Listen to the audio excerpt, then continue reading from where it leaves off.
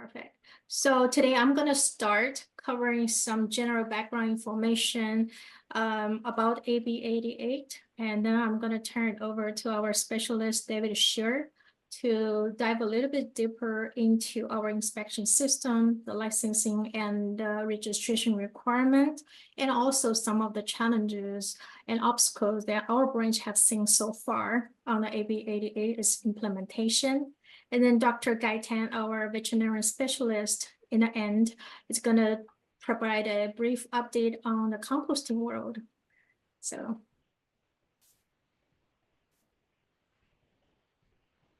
as everybody knows, this law, AB 88, mobile slaughter operator, has passed in 2022, January 1st. This new law would allow multiple livestock purchased from a producer to be slaughtered on the livestock producer's premise for the new owners under certain specific conditions. The first one is a slaughter must be conducted by an MPES licensed mobile slaughter operator, short for MSO. And the second condition, the MSO must be a MPES licensed livestock meat inspector that comes through a industry inspector license that our branch issue. And then the third condition, the slaughter must be supervised by the licensed LMI. And then the livestock producer on whose premise the slaughter occurs must be registered with our branch. So those added conditions are really for the protection of animal health, animal welfare, food safety. And the MSO they're required to meet sanitation requirement and also become a licensed LMI, short for livestock meat inspector, to supervise the slaughtering activities to ensure the animals are handled and slaughtered humanely and dressed sanitarily, and the carcasses are safe and suitable for the end consumer. And also the inedibles are disposed properly as well.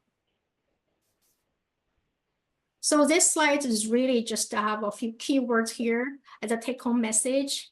Those keywords are not for sale.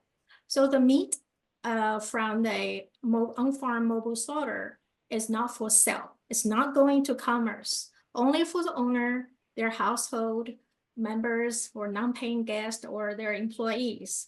So that way we stay out of the USDFS territory. The resulting meat cut are required to be marked with this word not for sale, as well as the official MPES establishment number we issue to them when we issue the license.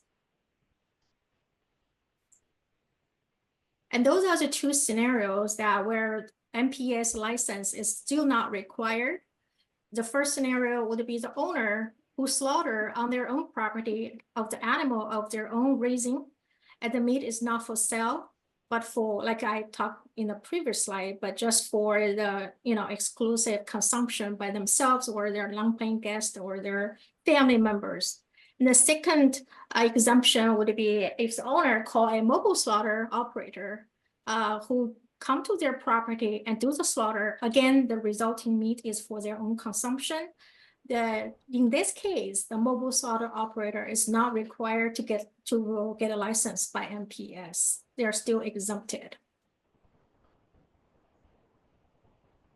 Just making sure I didn't jump in slide.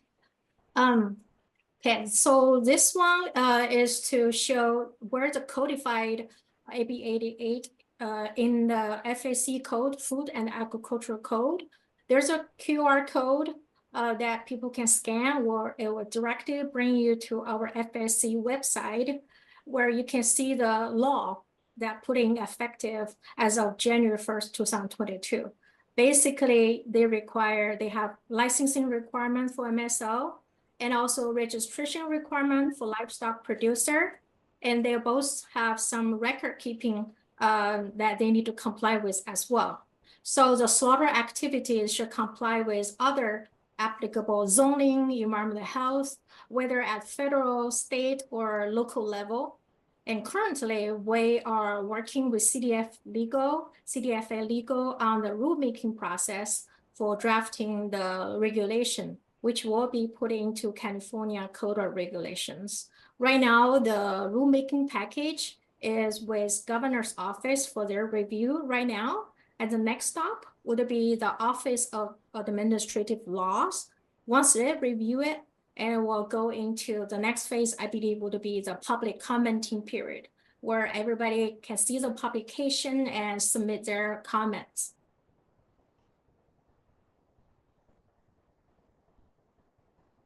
This is just a cute diagram to show what are the critical stakeholders in this whole implementation of AB 88.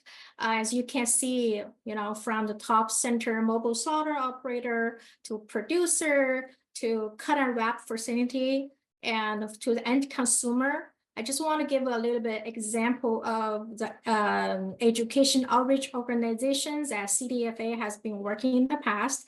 I think some of you probably attended our previous AB80 outreach as well with UC Cooperative Extension, Roots of Change, California Wool Growers Association, and Cattlemen's Association. And that's the whole reason why we're here today.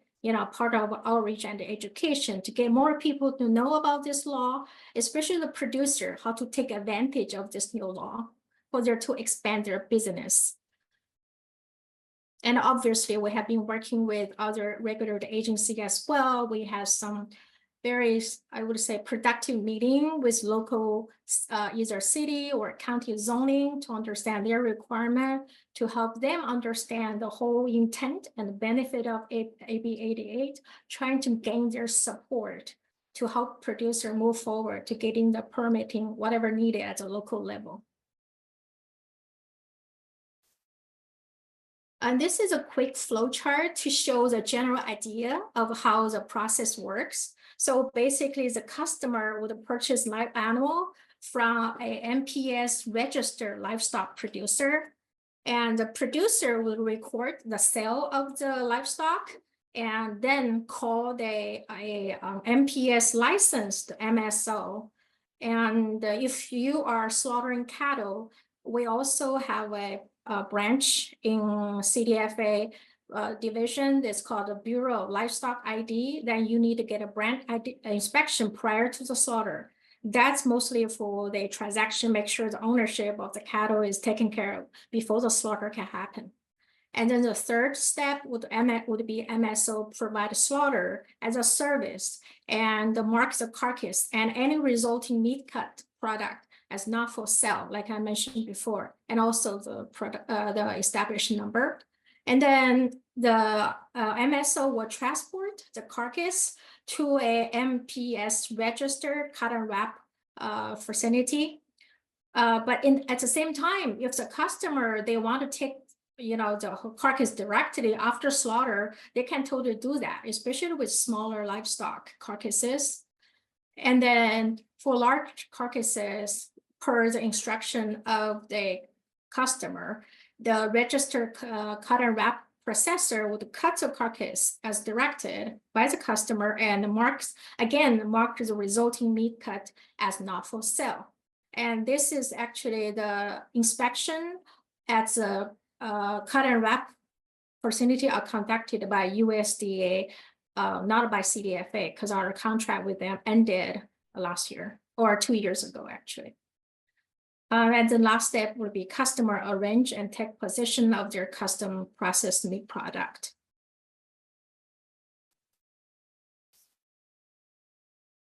This slide just shows the intended benefits of AB 88. And you can read it, all the benefit that this AB 88 is going to bring to California, whether to producer, to end consumer, or to the economy itself. So in a nutshell, just very quick, the AB 88 will enhance producers' market accessibility and protect animal health and animal welfare and improve food safety by requiring licensing the MSO and a training of the livestock meat inspector, and also eliminate the need for live animal transportation to an offsite, whether USDA or CDFA slaughterhouse. It also expands and promotes California's local meat industry, increase the resilience and the flexibility of our meat supply system, and create more jobs and employment opportunities for local economy. And another benefit I do want to call it out here is it allows easier access for some special meat cut product for whatever various religious or ethnic groups needs, such as halal meat and also whole carcass product, which it's not easy to find in any big chain store. This is a quick summary bullets about CDFA MPES, our implementation process for AB 88. And some of the process already have completed, such as informal survey, create some outreach material and guidelines. It's all on our website right now. And David is going to have a couple of slides to show where to find those published guidelines on our website. There will be a QR code and a link for you guys to check them out.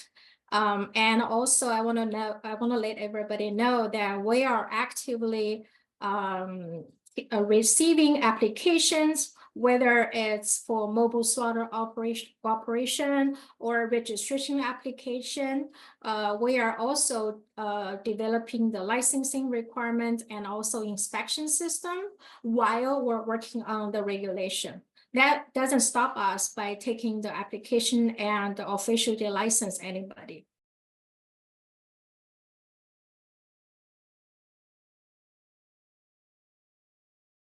David, you want to take it from here?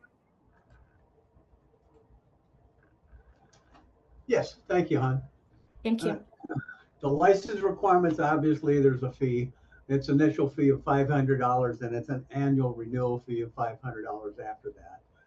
In addition, the mobile slaughter operators be licensed as a livestock meat inspector, which once again is $100 initial fee and an annual renewal fee of $100 after that. The registration for the livestock producers is they pay the $100 for a one-time fee, and it's premise specific. So if they add additional premises or change premises or even change their, say they sold the property and somebody else owns it now, that new producer needs to re-register and pay the $100 fee. So it's a one-time fee. Next slide, Han.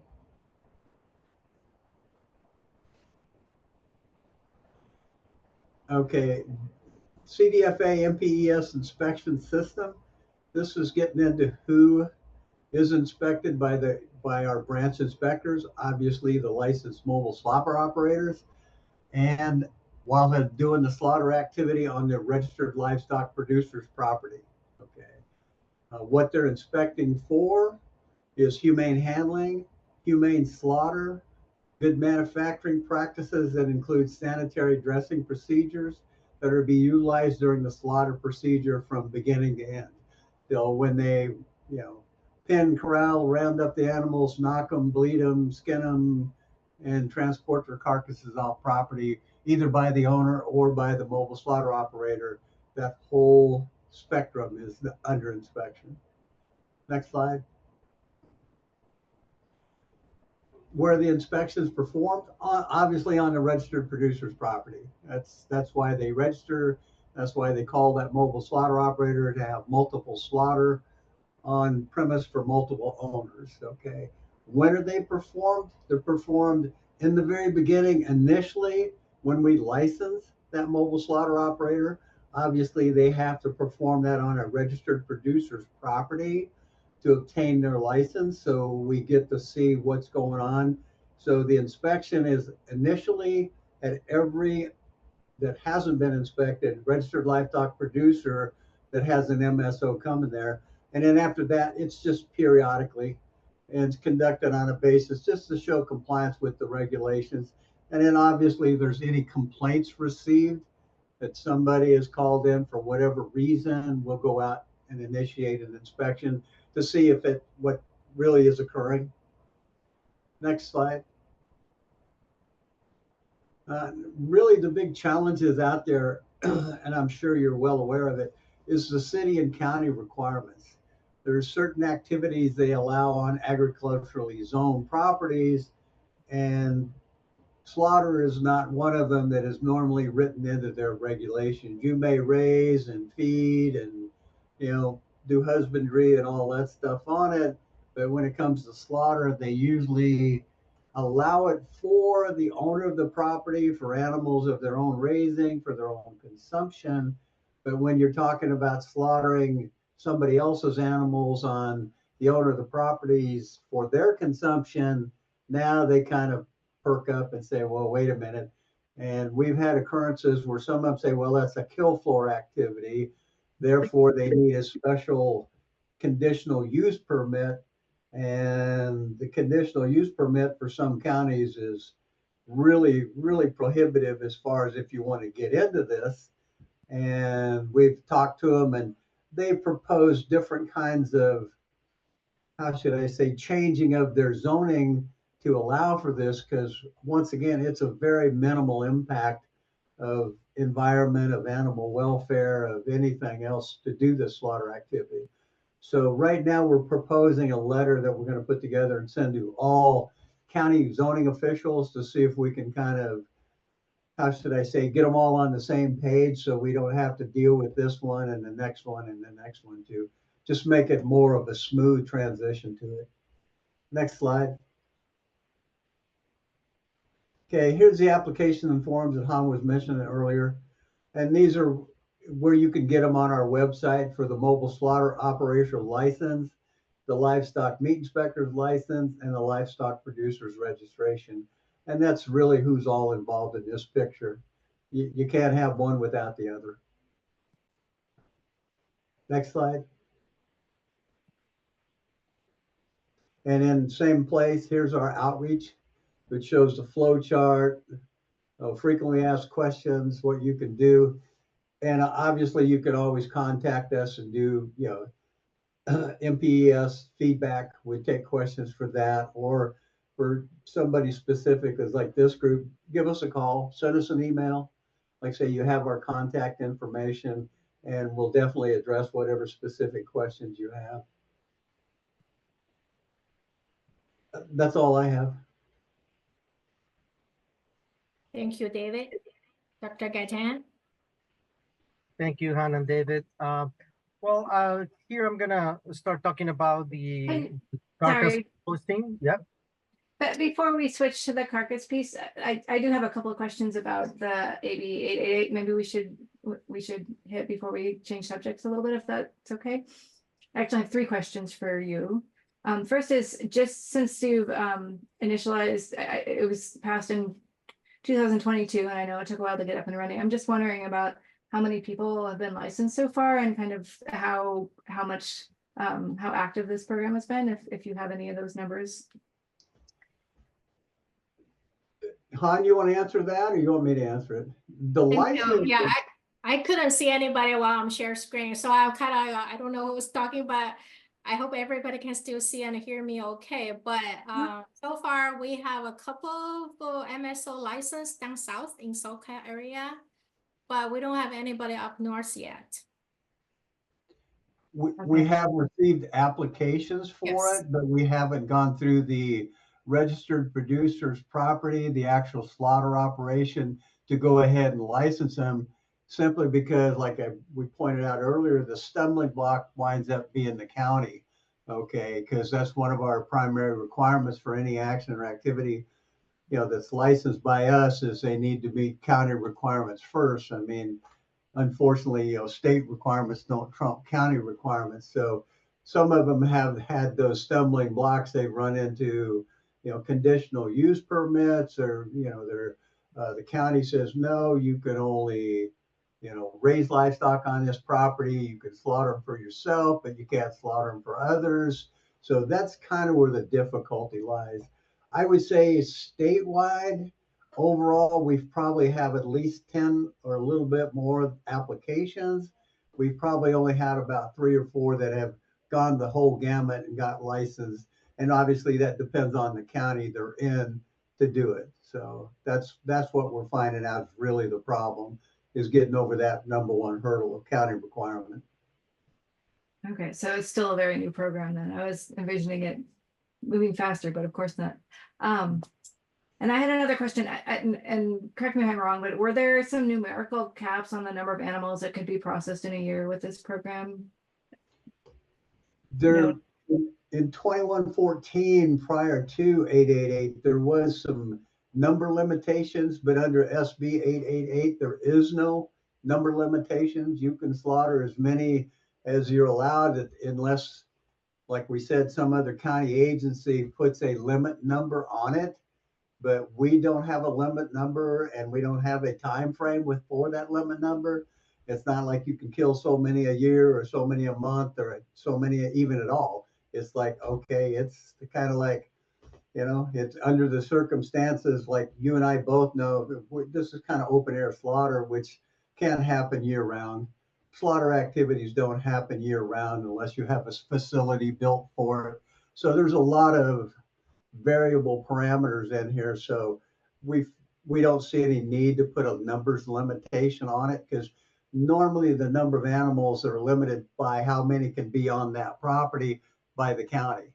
Obviously, if you have a property that can only have 10 animals on it, you're not going to get 100. Right. And then just to circle back, the other thing is, so are there any species limitations aside from the brand inspection for cattle? Is it for any food animal species, poultry, rabbits, goats, sheep, pig? This bill 888 was for livestock only, cattle, sheep, goats, and pigs. Okay, poultry is totally different. It's not red meat, it's poultry.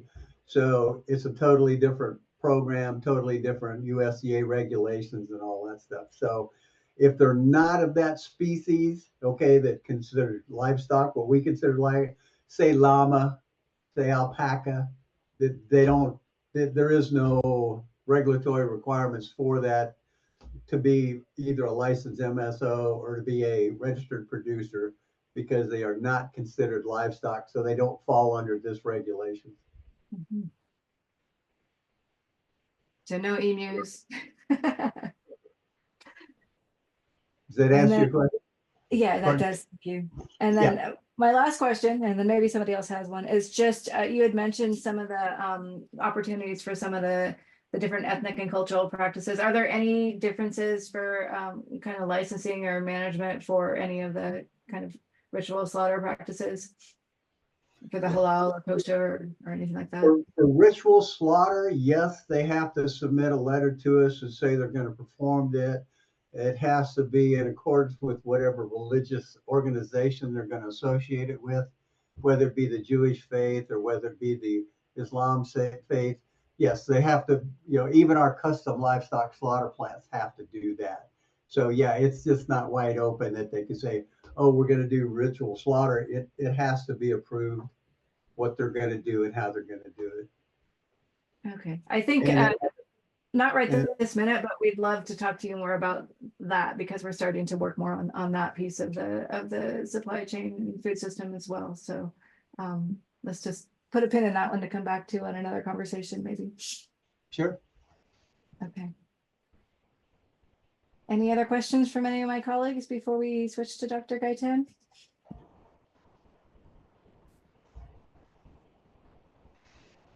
Okay, great. Thank you. And we can always come back to AB 88 after composting, after this whole presentation, you know, to ask the whole question and answer as well.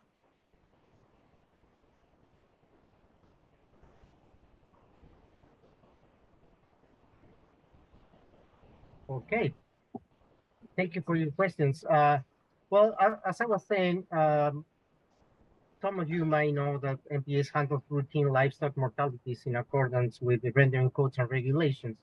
And we also deal with emergencies when rendering disruptions occur, or extreme heat events, or lack of rendering services coverage in remote regions of the state. So we have been working with several regulatory agencies, the industry, academia, and stakeholders to explore other alternative disposal options for this kind of situation when rendering is not available. And because of that, we form a group, a composting technical work group, and we've been exploring regulatory pathways for emergency on-farm composting and use of the compost. And as a result of the work of that group, we generated emergency mortality disposal paper guidance or preparedness guidance, also known as the rendering disruption advisory document for livestock producers, and we are continue working on improvements. On the same token, Cal Recycle in 2022, they published a regulatory guidance on emergency composting, outlining 2 regulatory supported options during declared emergencies. And you can see more of that document on their website. Han, can you go to the next one, please? Thank you. On the other side, we're working with in 2 different projects. One, we received the money from the Governor's Extreme Heat Set-Aside Funds for carcass composting research.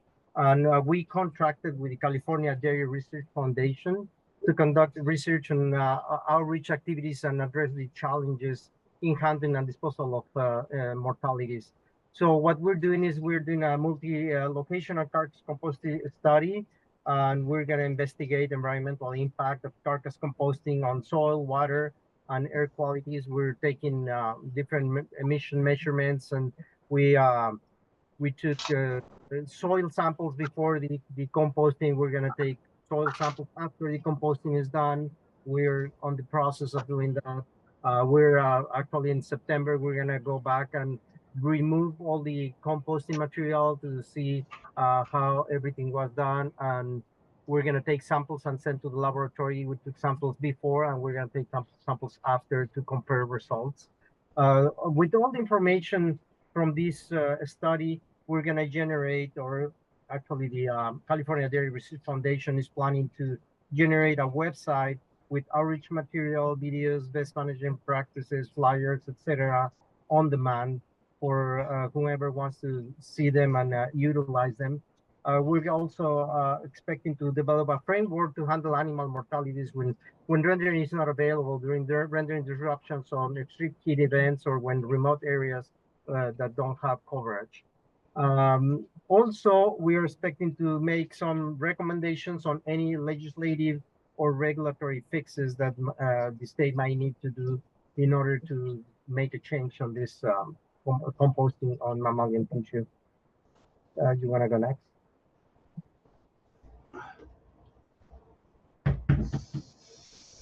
You want to go to next? Thank you, Han.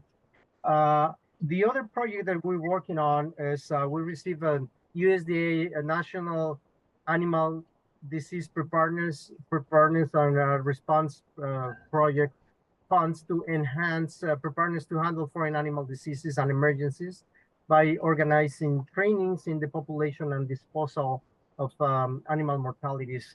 So what happens is in 2022, we organized a compost subject matter expert, and as a result, we had 6 subject matter experts in CDFA that we've been using on the state for emergencies, and also some of them have been deployed to other states to help them with the high pathogenic avian influenza outbreak throughout the last two years.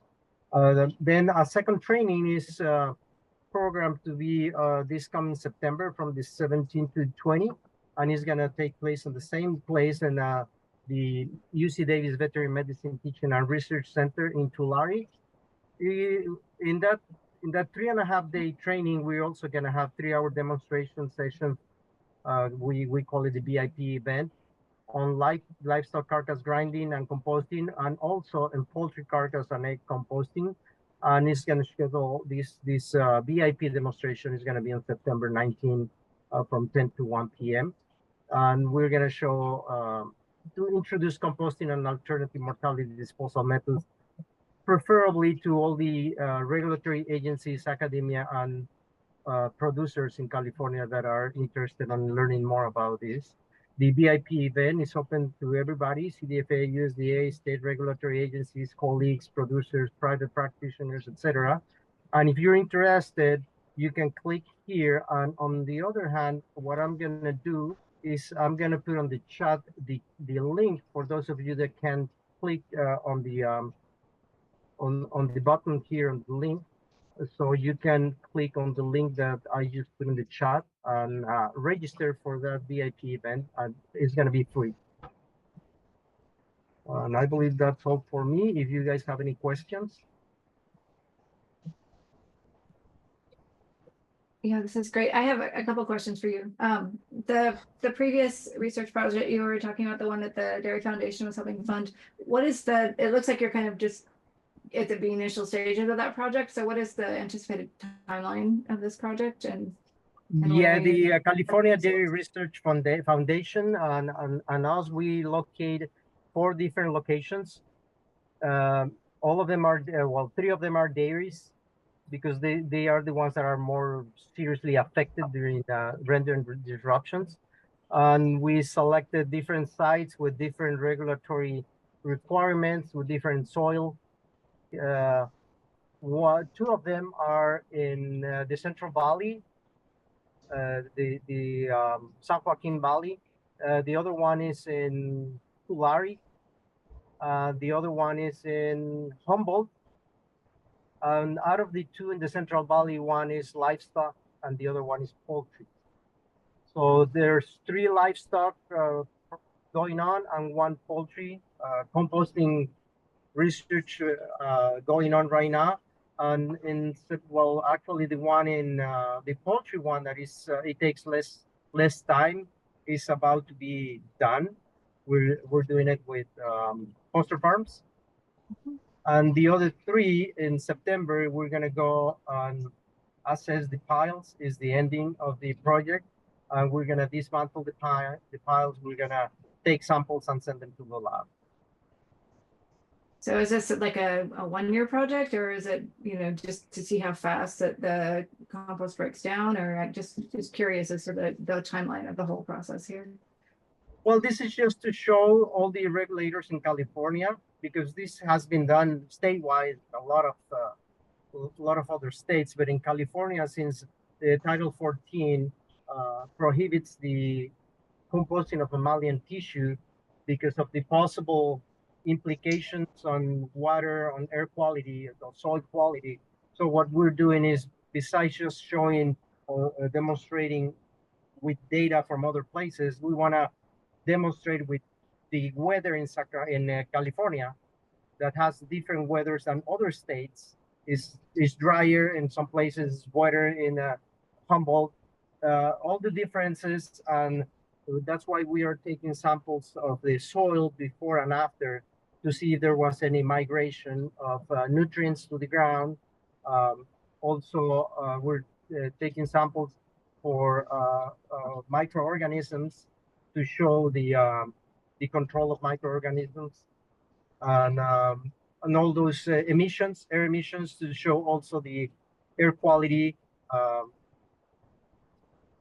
requirements, to see that we are producing, using this kind of methodology, we produce less methane than if we just send them to landfill, etc. So all this information is going to be generated in California under California weather in different regions. And what do you think or hope will be kind of the practical outcomes of this kind of research? What kind of, you know, kind of regulatory changes would you predict or foresee or hope for? Any of the above? Well, I believe the goal right now, the first goal is to have this as an alternate method when rendering is not available and during emergencies. But in the long run, we are looking into possibly removing from the other regulatory agencies the chokehold that is the Title 14 that is prohibiting the mammalian tissue from being composted. Right, and then it could be applicable even if it's not emergency, right? Because I know we've heard from the processor community that maybe they used to be able to do it, but now, especially kind of the more remote processors, without having composting as an option, you know, they're trucking materials a long way. Yes. So how likely do you think this is to happen? And again, like, when do you putting on your, you know, you're seeing the future hat, how long do you think this transition might take for this kind of a regulatory change? Well, as far as I know, there's a group right now that is trying to work on the legislative side, and they're making a proposal. So I don't know how long that is going to take, and how hard they're going to push, and if they're going to get what they're asking for or not. But yeah, I mean, this is just, we're just in the beginning of stage. We've been working with other regulatory agencies for almost 3 years now. Mhm. And this is changing the regulations or the laws, I should say. Changing the laws is not a fast and easy task. But you at least have some data to share this fall, so that's great. Yes, the biggest hurdle, the biggest concern, and that's the reason why the prohibition was put in place, was the diseases that are transmitted by prions, like the mad cow disease and other prions diseases, that the normal rendering process doesn't deactivate this protein. And there's promising information coming out from different outlets in other parts of the world that are showing promising results on composting animals that are positive with prions and denaturating the prion, utilizing these processes. But there's a lot of more information, more research that needs to be done.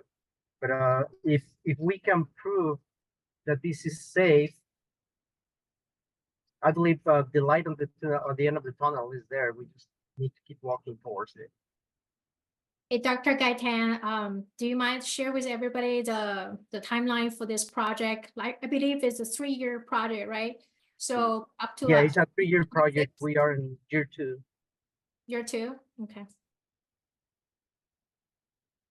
And I'm talking fiscal year. We just started year 2 in July. Okay.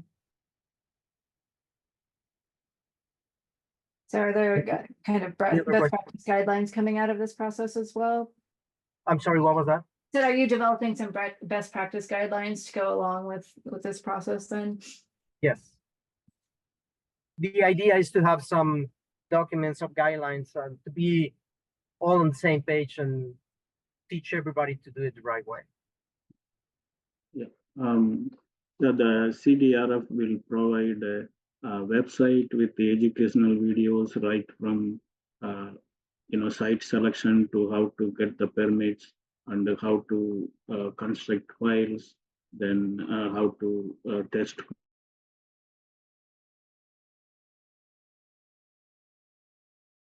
Oops, I think you got broken up a little bit. This is just me or he's frozen? You froze, yeah. Okay. You might want to stop the video. Sometimes that helps a lot. And I hope, yeah. Sorry, Dr. Venkitasamy, we couldn't hear, we just hear the first sentence, that's it. Yeah, he was just mentioning these, I believe there's gonna be like 7 different topics that this website is gonna be taking care of during all these, trying to produce material on 7 different topics, which are the selection side, how to build the compost, all the process for the permit. I don't have all the topics on top of my mind. Oh, you're back. Yeah, sorry. Yeah, I got disconnected. So they will be working on 7 different educational videos, right from site selection, then how to approach different agencies to get permits. Then they will show us how to, construct the files, then turning them, then how to, decompose or deconstruct them, and then how to apply to the soil, how to write nitrogen and the nutrient use plan for the site. All those videos will be made, and it will be available to everyone, and there will be a website which will give carcass composting details and whatever the publications they make, and also publications available will be uploaded to the site. So we are expecting that a website will be source for everything related to carcass composting. Thank you. And when do you expect that to start becoming available? I think by end of 2025, that is Okay. the third year. So we are in second year, as Dr. Gaitan said. So we have 2 more years to go. We have completed all the field related activities. Now we have to work on the videos, educational materials, and also the regulatory changes if we want to make anything. Yeah, that is pending. Yes, CDRF has been taking footage from the beginning to the end, and they're planning to use that footage plus other footage from other events probably to put together those materials to make them very graphic, very easy to understand. Great. Well, hopefully we'll get a preview from you when some of those materials are coming online. Anybody has more questions? Just a question about, because you were talking about needing to permit these sites as this becomes more available. Just, do you have, is this going to be a county by county managed process, or how do you envision that coming Yes. forward? Yes, unfortunately, the state law doesn't go before the local enforcement agency regulations or laws. So all the permits are going to be in a case by case basis based on the location. Recycle, water board, air resource board, all of them has had a piece of the pie on the regulation of the composting, and they're going to have to comply with all the agencies. And that's why it's been so difficult, because you have to find the right people in the regulatory agencies that start working towards the goal that you are working at, and then try to put everybody on the same page and understand and educate everybody on carcass composting. And as David was mentioning, the biggest hurdle that we're seeing on AB 888 is also the counties, because they don't, every time they get approached and they've been told about the actions and activities they're pretending to do in that place, the first thing that come to their minds is a slaughter facility, and they say, no, you cannot do that here. So we have to talk to them, we have to educate them, we have to show them exactly how it's going to be taking place. And slowly people are understanding better.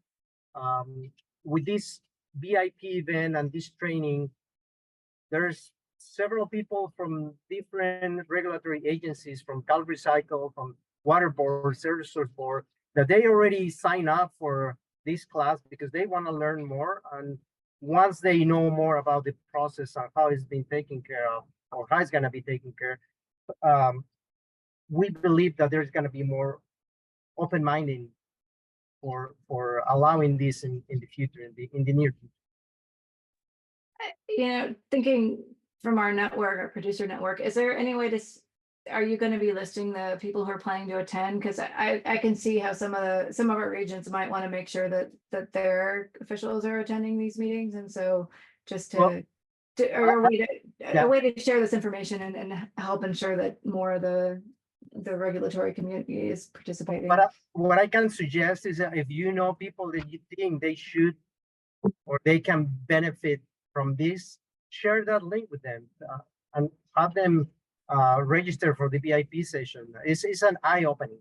We have this in 2022, and it was an eye-opening for most of the attendees. And we have we can entertain a group of 100 people. So far, I believe we have like 12 people registered. So there's a lot of space. And if you know people from producers, regulators that you think it will be good for them to attend, just share the link, and hopefully we can get more than can handle. Do you have any kind of prepared announcements or social media or anything that we could push out to people, or just the link at this point? Well, we have a flyer. Let me see. I don't know if I can share Or a you could- flyer. Or email it to us as well.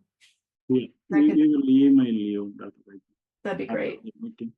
Okay, yes, I believe I was able to put it on the chat. Cool. You can also email everybody the PDF flyer too, Doc. Let me know if you can open it and download. Yeah, I can download it from, he shared it in the chat. That's great. So we'll share that out. When we the send the link- recording to. Yeah, the link that I shared before, it came out of the register button on the flyer, so it's the same link. Okay. And there's a QR code on that flyer too. I think I saw that somewhere. No, I don't think so. Okay, that's cool. The link is great. Thank you. No, it's not QR code. But that's a Well. good suggestion. It might not be too late to put one there. Thank you, Courtney. Noted. Yeah, we'll make sure people see this and try to pass it on to the folks who should be attending this. It's a busy time and a lot of people are on vacation. Yeah, well, I'm thinking of our producer now, but I'm also thinking of the regulatory partners in the various counties that I'm sure not everyone has seen this come through. So those are the. Dr. Gaitan, I believe we have shared this VIP flyer with our regulatory partners as well, right? Regional Water Board, Air District, the local enforcement agency, Cal Recycle folks. We have shared the flyer with them as well. Great. The ag commissioners, everybody saw, and we asked them to please share down the chain. So hopefully they're doing it, because, and I believe they did, because we already have some people from different water board regions signing up for the event. Great. I'm glad to see that coming out. Yes, we're very excited. We know we have a lot in our shoulders, because there's a lot of pressure from all the segments, all the sectors, but we're doing the best we can, and I believe we are going on the right direction. It's just going to take a little bit. So bear with us. Well, thank you for putting in the effort. It's appreciated. We also need your support, because when it comes to legislative, so the push, the press from everybody, all the sectors, is going to be very important. Yeah, Doris, we should talk to Michael to see if this is something Roots of Change might be interested in championing. Yeah.